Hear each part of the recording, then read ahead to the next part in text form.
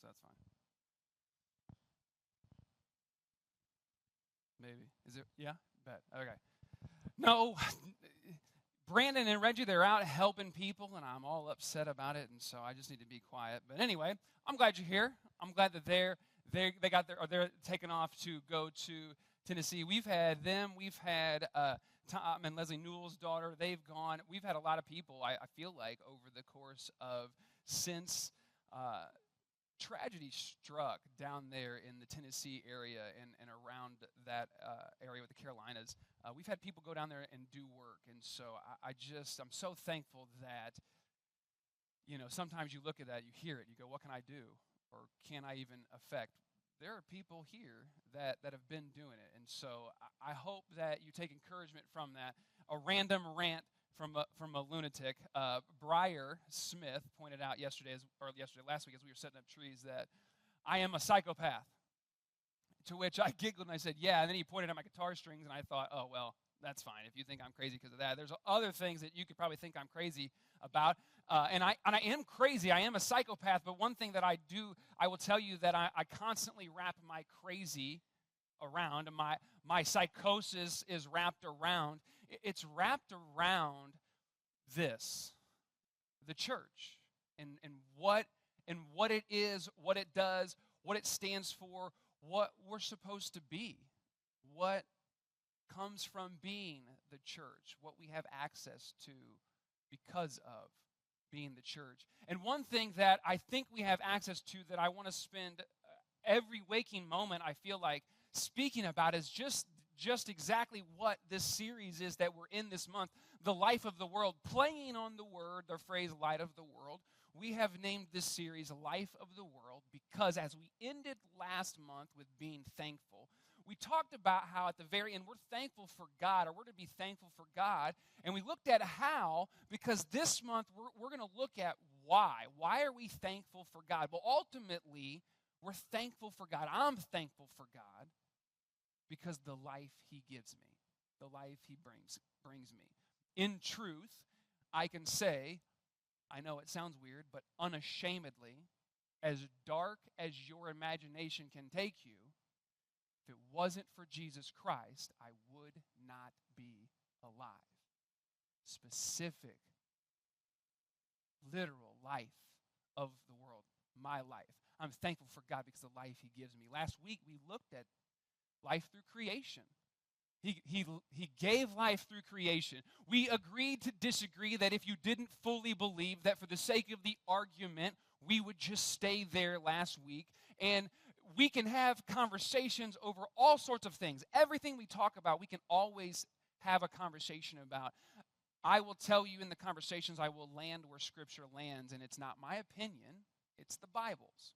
And we can disagree about that, but just understand, it's not me and you. It's you and the Bible that disagree. And so we looked at creation, and we looked at how literally through Adam, life was given. I may or may not have told you to breathe on someone last week. Knowing the season that we're in, I hope that you took that with a grain of salt and, post-COVID knowledge did that safely.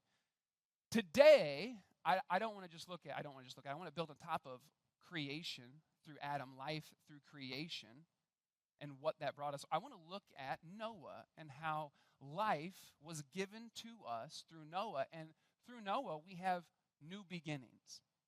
And I think when it comes to the life of the world, we need to understand that specifically speaking for us, for the people around us, when it comes to the church, when it comes to Jesus, life of the world, the life of Jesus Christ, the life of God, the literal breath inside you from Him, sometimes that produces new beginnings. And that means some certain things. That while you're going through it or not going through it, you may need to have this information to help others around you. And so what I would like to do is I would like to spend a little time inside of the ESV, the English Standard Version, and the JBE, the Jeremiah Bear Version, and put together Genesis 6 through roughly 9 and look at the story of Noah. Because what I believe what we can learn from Noah when it comes to the life that God provided for us through Noah, there are certain things that I believe that right now, when I look at my life and I look at the new beginnings in my life, listen, these are lessons that I need to learn. We went from one car last Sunday to now 3 cars. We bought my daughter her first car. I can't say that. She bought her first car. So yeah, like new beginnings. I don't even know. There's cars parking in my grass now. HOA is mad. I don't know. Anyway, Genesis 6 is where we're going to be at. Genesis 6. We're going to start in verse 1. Because, right, we talked about when he created, we talked about how some of the command he gave creation was, go, be fruitful, multiply. So verse 1, chapter 6, says, when man began to multiply on the face of the land, and daughters were born to them, the sons of God saw that the daughters of man were attractive, and they took as their wives any they chose. Verse 3. Then the Lord said, my spirit shall not abide in man forever, for he is flesh, and his days shall be 120 years. Do we go through verse 8? Give me a thumbs up. Okay, yeah, just leave it right there. I'm going to just pause for a minute because I want you to understand something. There's so much here, and we don't have time. I will give you the time because I love you. I just don't want you to have to take the time because we'd be in here past the Bears game. We'd be in here into Sunday Night Football. So as much as I would love to spend my waking moments with you talking about the Bible, just for argument's sake, we're not going to cover some of this. And you can do your own research. I don't know. I have my opinion. I don't know, though, what exactly the sons of God and the daughters of man look like. In verse 4, go ahead and go to verse 4. The Nephilim, giants. I don't know exactly what that looks like. I do know, though, what is very clear is there was a world pre-flood. And obvi, there's a world post-flood. I wasn't a part of pre-flood. I don't know. I can't speak too intelligently about it. I'll try. But obviously, regardless of how much I try, the truth of the matter is far smarter people than me don't agree on it. And so I just don't know. But I do know that it doesn't really have anything to what we're going to talk about today. And so if you want to talk about what the sons of God were, you want to talk about the daughters of man were, you want to talk about the Nephilim, let's do it. But not right now. It says the Nephilim were on the earth in those days, and also afterward, when the sons of God came in to the daughters of man, and they bore children to them. These were the mighty men I can't read. These were the mighty men who were of old, the men of renown. Let's keep going. Verse 5, the Lord saw the wickedness of man was great on the earth, and every intention of his thought of his heart was only evil continually. Verse 6, and the Lord Yahweh regretted that he made man on the earth, and it grieved him in his heart. So the Lord said, I will blot out man, whom I have created from the face of land, man and animals and creeping things and birds of the heaven, for I am sorry that I have made them. Leave it in verse 7. This word, the Lord, Yahweh, it's the same word in John when he talks about how the word became flesh, right? And what was created, or how God created. And so what I think is just so crazy is that even in creation, as it's gone on, the triune aspect of this God, this creator of all, is that not only was he God the Father, but there was his Word, the Son, and his Spirit, and there were 3 in 1, and they were there together and on the same page and moving and working, and yet one part said, it's wicked, it's bad, it's evil. But in verse 8, it says he noticed Noah, because Noah found favor with the Lord, with Yahweh. He found favor with him. Noah, one man in all of it, found favor. Sometimes I feel like I look at myself and I go, what can I do? Like, what can I do? Look at me. I don't even want to look at me, right? But, like, what can I do? One man, Adam, ruined it all. One man, Jesus, saved it all. And throughout history of mankind, men and women, God has constantly used individuals to do kingdom work far greater than anything they could ever imagine. I think it's just bizarre and wild, but that's free today.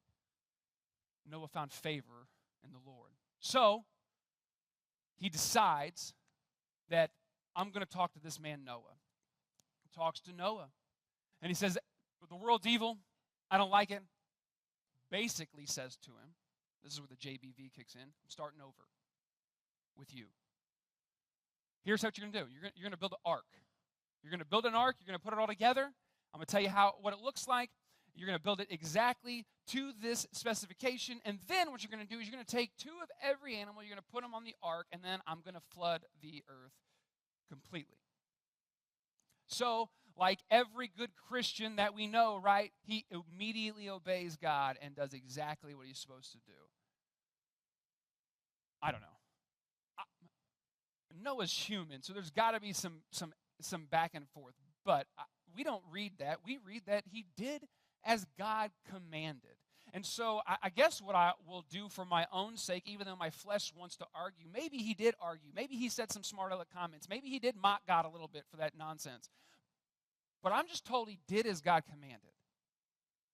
And so maybe, instead of letting my flesh speak into some of that gap, I just need to take it at face value. That Noah heard the absurdity of this request, heard the nonsense of what was going to happen, could not fathom it, and yet still went, I'm going to obey. I'm going to obey. So he obeys. And he goes on and he goes through and my bad, I skipped a little bit. I want to go. And as he's going through this and building the ark, before he builds the ark, God does speak to Noah. And in speaking to Noah, he says, I'm going to make a covenant with you. I'm going to promise you and establish a promise with you that if you will stay faithful to me, I will stay faithful to you. There's a lot of stuff in that.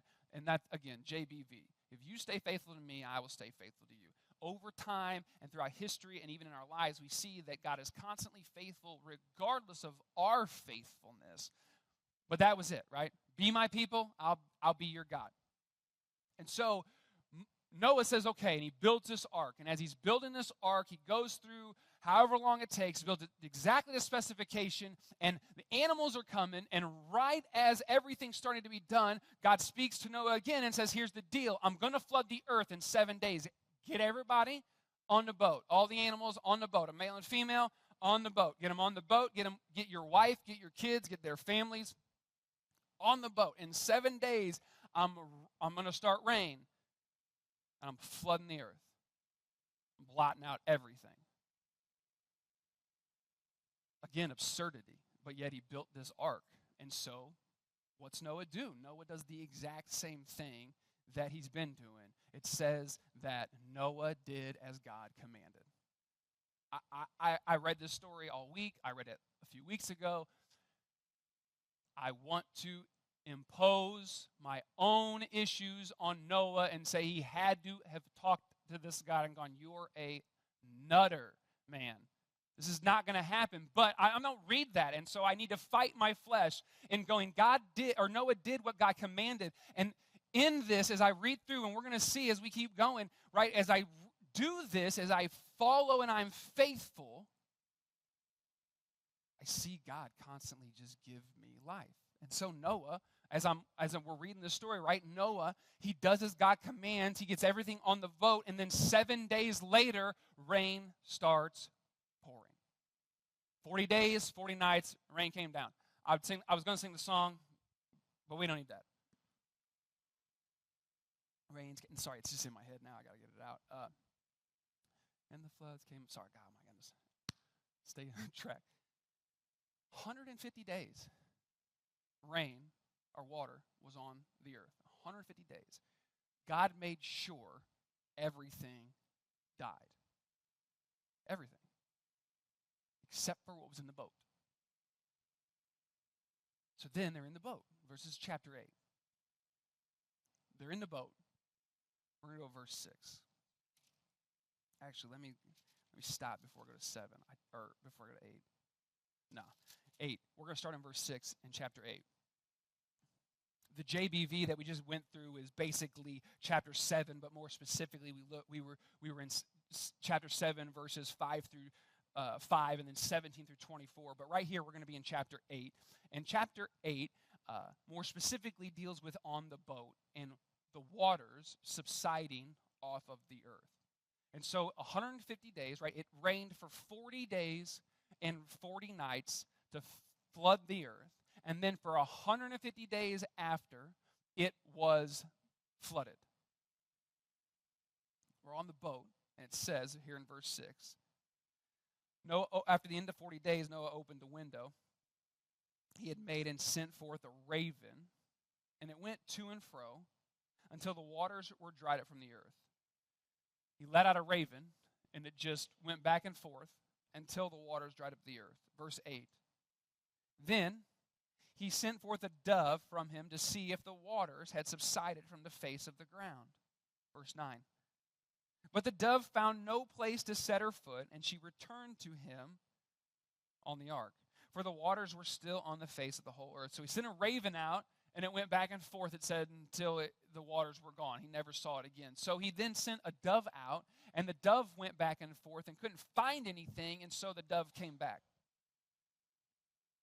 Verse 9. Where am I at here? No, verse 10. He waited another 7 days, and he sent the dove forth from out of the ark again. Verse 11. The dove came back to him in the evening, and behold, in her mouth was a freshly plucked olive leaf. So Noah knew the waters had subsided from the earth. In verse 12, it says, Then he waited another 7 days and sent forth the dove, and she did not return to him anymore. So, after God sent the flood, everything's dead. The waters now subside. And as you finish the story, the ark rests. It gets opened. Noah, the animals leave, and they start to be fruitful and multiply. And history goes on, and we get to other spots in history, and we see what happens from there, and God scattered, and all of these things. But as we look at Noah's story, and as I want to spend time specifically making sure we spend time focusing on the life that comes from God, right? The life that came when God literally breathed his breath inside of each and every one of us, right? The life that literally came from one man, Noah, when all of the world's instinct was just to be corrupt and flesh, and it grieved the Creator. God brings life through new beginnings. I mean, God proved that by starting fresh with Noah. In our life, I think all of us can understand this idea of new beginnings. We go through seasons of school, kindergarten, elementary, middle school, high school, college, into adulthood, right? And then in life, you have different stages of adulthood, of being married, of being divorced, of buying a house, buying a car, of all of these things, having a job, having a promotion, having kids, all of this stuff that seems like these different situations we can experience in life. They put us in new beginnings, and I want to, speak to myself as I realize this week that I have new beginnings constantly, and they don't ever stop until your game is over. And so I want to encourage you as you go through life, and as you sometimes are dead, without life, how then do we experience new beginnings? How then do we make sure that we are having a new beginning? How do we make sure that in the new beginning it sticks and it comes to fruition? How do we make sure that we can see it through? I believe Noah's story shows us some things that we need to pay attention to when it comes to new beginnings. First and foremost, when it comes to new beginnings, we have to understand new beginnings come with the unexpected. New beginnings come with the unexpected. Noah was approached by God and said, or told, I'm flooding the earth, build an ark, big enough for your family and all of the nonsense that I've created to at least have a male and a female so that you can preserve what I've created to start new again. I don't know if you've watched Noah the movie. I'm not a proponent of it. I'm just saying it gives you a great picture to put some of this in visual representation, right? The Bible's another dramatization that I go, watch it. It gives you an idea of what these things look like. This man built a monstrosity. And it was gaudy, it was ugly, and people made fun of him. They ridiculed him. You ever been asked to do something that don't make no sense? That your mind cannot comprehend? You want to watch me unravel like toilet paper in the wind? Watch me find something that I can't wrap my head around. And I'm just done. Because I have to be able to understand it, right? Illogical. I'm flooding the earth, build an ark. This thing needs to be 3 football fields long, plus build this thing. Nuts. But it was unexpected. I prayed. This sounds stupid, but I prayed for my entire life from the time I was 8 years old until, well, how old were we when we finally moved to Florida? I don't even remember. From my 8 years old until I got married and realized it was my decision now, nobody else's. I only had to convince one other person to get to Florida. I was gone, baby. We got down there, and I thought, amen, praise God, let's go. And here I am, back in the cornfield. Somebody say, hey, you want to go to the beach? I'm not driving 16 hours to the beach. No, we got one right here in town. Don't talk to me anymore. You lose my number. You obviously don't understand where we're at. But no, I love it, and I don't say that to do anything. I just say the unexpected, right? I'm just speaking my life. My 5-year-old daughter got cancer. Wow. I got removed from a church by leadership that said some unreal things about me with no proof and no care to even back them up. Just mean, hateful one to say it. My life stopped at that moment. The unexpected. There's so many things that happen. But understanding that new beginnings come with the unexpected, or come with the unexpected, things that are going to not be expected by us. I don't know if that helps you, but for me in my head, at least knowing that's an option, I feel like then I'm not caught unaware. And then if I'm not caught unaware, I can make decisions. The idea of being able to be prepared allows me to make decisions quicker and interact more than likely, more efficiently in my surrounding. And as a Christian, I would say that's a great tool to have when the world is seemingly chaos all around us. But understanding new beginnings bring the unexpected. I think just knowing it helps a lot.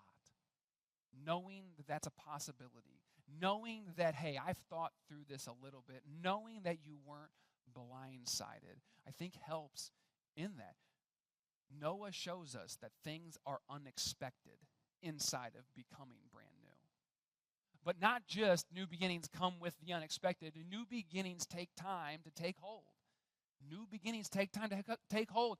That stinking ark didn't get built like that. It took forever. I don't know how long it took for the animals to get there, but maybe it was just like that, but I would say it took time to get the animals there. It did. It took time for the rain to cover the earth. It took time to kill everything. It took time to have all of the water subside. It took time to be fruitful and multiply. It takes time to take hold. Don't get discouraged. Understand that that's part of the process. Understand that that's part of what is expected. Understand you're actually still correct. You're right. It's not wrong. New beginnings take time to really take hold in our lives. Again, like I said, Noah's story, there's so much. There are so many things that take time, and it didn't just happen like that. Same way in our lives. New beginnings, they come with the unexpected. New beginnings, they take time to take hold, but new beginnings require real sacrifice. New beginnings require real sacrifice. Everything had to die. This is where it gets super personal. This is where it gets super in your face. This is where you get mad at me. Things die. That doesn't mean you get to keep them and just hide them. It doesn't mean you get to just hold on to them. That doesn't mean you get to make excuses for them being in your life. That means you need to hold that sucker under the water for 150 days to drown it out. Kill it. Kill it. It takes real sacrifice. There are things in your life that are prohibiting you from the new beginning that you've been begging for, that you've been crying for, that you're in your weakest, darkest moment going, God, give it to me or take my life. It may just be one real sacrifice away. Your tears may actually be flooding the earth, right? To where at some point in time, enough of your tears are going to drown it to where it will finally be able to die. But you have to be willing to let it go. There were friends, my assumption is, right? There were friends, there were people that died in the flood that Noah did not get to take onto the boat. Again, when the rains are coming and things are crashing around and the boat is rising and people are realizing, oh my gosh, this was true. Oh, help me. And there was nothing left to be done. I don't doubt for 1 second that hurt watching them people die. I don't doubt for 1 second that hurt watching them people drowned all around the boat. New beginnings sometimes take real sacrifice. They don't take sometimes. I think in my 39, almost 40 years of life, I've realized that new beginnings just point blank require a real sacrifice. New beginnings, they bring the unexpected. New beginnings take time. New beginnings require sacrifice, but new beginnings also take perseverance or need perseverance. Take perseverance. There you go. Need maybe a better word, or maybe for me as I'm unfolding this still in my head and going, Jeremiah, this is your lesson, not theirs. I need perseverance because, I mean, think of it all of it.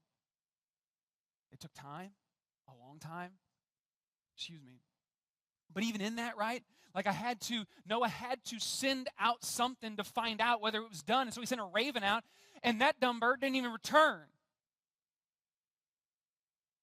So then he was like, well, I tried something, and it didn't work, so no, he found something else. Same thing, sent it out, but then it came back, and Noah thought, okay, well, at least I got a bird that knows to come back to me. So he waits a little bit, and he sends that bad boy out, and what's that bird do? That bird comes back with the leaf, and he's like, oh, I'm real close now. So he waits a little bit longer, lets that bird go. That bird never comes back, and he knows, I got it. The earth is drying up. Sometimes new beginnings, sometimes you try to start fresh and you try to start new, and guess what? It just didn't work. Well, give up. No. Maybe you just need to change course. Maybe you need to course correct. Or that's the same thing, whatever.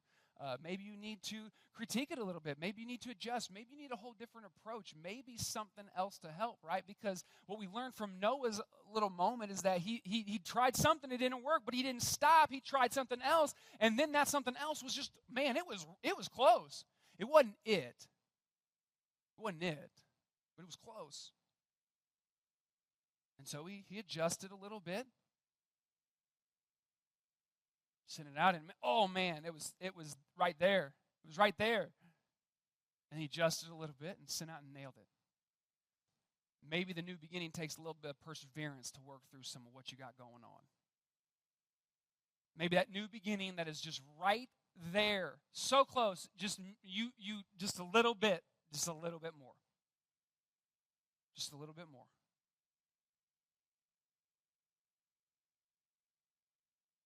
I don't know what your new beginning looks like. I don't know what you're going through. I don't even know that you may be in a new beginning. But I do know that whether you're in it or not,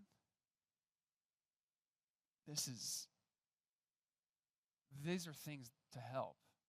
So that when you're in it, you can be efficient, right? When you're in it, you can be prepared. When you're in it, Satan cannot have so much against you that you can be protected a little bit.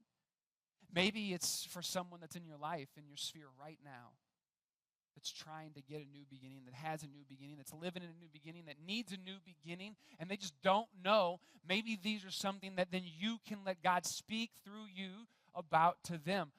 I don't know, but I do know this. God provided life through Noah by providing a way for him to save a remnant and then start fresh with it. And because of that life, I am here. And the things that I learned from that life, I want to take into my own. And so that's what I share with you today. Understand that when you live in a new beginning, when someone's in a new beginning, it's going to bring the unexpected into their life and around them. Understand that it's going to take time to become new. Understand that sacrifice is required in becoming different, in becoming new. And understand that ultimately it takes perseverance.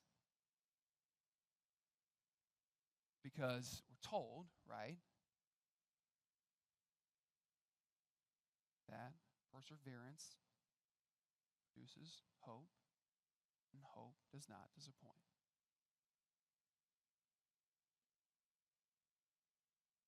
I don't know what you're struggling with or what you're going through. Maybe you're not.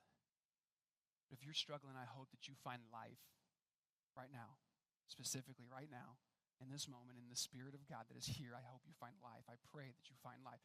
If you are full of life, I pray that you spill and bleed over and affect every single thing you come into contact and you touch throughout the week and throughout the rest of your life. Let's celebrate the life that we get to have inside of Jesus, but more importantly, let's not lose sight of the fact that life is in us all. It's for us all to make sure we show and share to all. So we're going to end, and my challenge to you and my prayer for you is to rest inside the new beginning that God provides you, always, every day. You wake up and mercies are brand new.